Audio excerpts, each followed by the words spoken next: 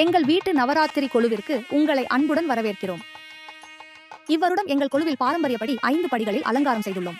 முதல் படியில் முழுமுதற் கடவுளான விநாயகர், மகாலட்சுமி, சரஸ்வதி அம்மன், மேலும் நவராத்திரியின் முக்கிய தெய்வமான துர்க்கை அம்மன் புலி மற்றும் சிங்கத்தின் மீது அமர்ந்து அருள் பாலிக்கிறாள். அடுத்த படிகளில் அஷ்டலட்சுமி அம்மன் 8 வடிவங்களிலும் திருமாலின் தசாவதாரம் மற்றும் அனந்தசயனர் பெருமாள் அருள் கூர்ந்துள்ளனர். இந்த ஆண்டு ராமாயண காவியத்தை மையமாக கொண்டு கொலு அமைத்துள்ளோம்.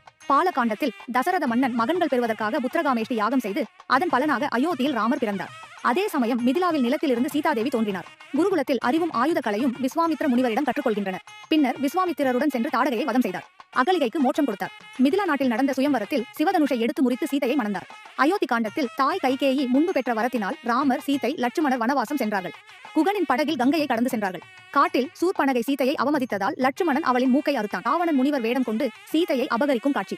அவளை காப்பாற்ற ஜடாயு உயிர் தியாகம் செய்தான். அங்கு சபரி அம்மாள் பழங்கள் கொடுத்து ராமரை வரவேற்றார். கிஷ்கிந்தாவில் ராமர் வாலியை வதம் செய்து சுக்ரீவன் அரசனானான்.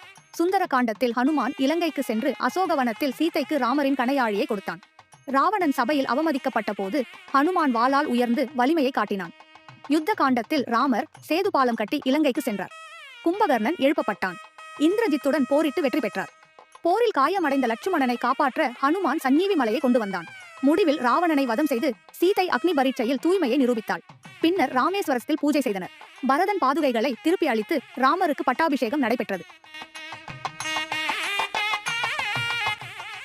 உத்தரகாண்டத்தில் ராமர் அஸ்வமேத யாகம் நடத்துவதற்காக ஏவப்பட்ட குதிரையை லவ்குசர் தமது கட்டுப்பாட்டுக்குள் கொண்டு வந்தனர். இறுதியில் சீதை பூமி தாய் மடியில் இறங்கி சென்றார். இவ்வாறாக ராமாயண காவியத்தின் முக்கிய கதைகளை தொகுத்து கொலு அமைத்துள்ளோம்.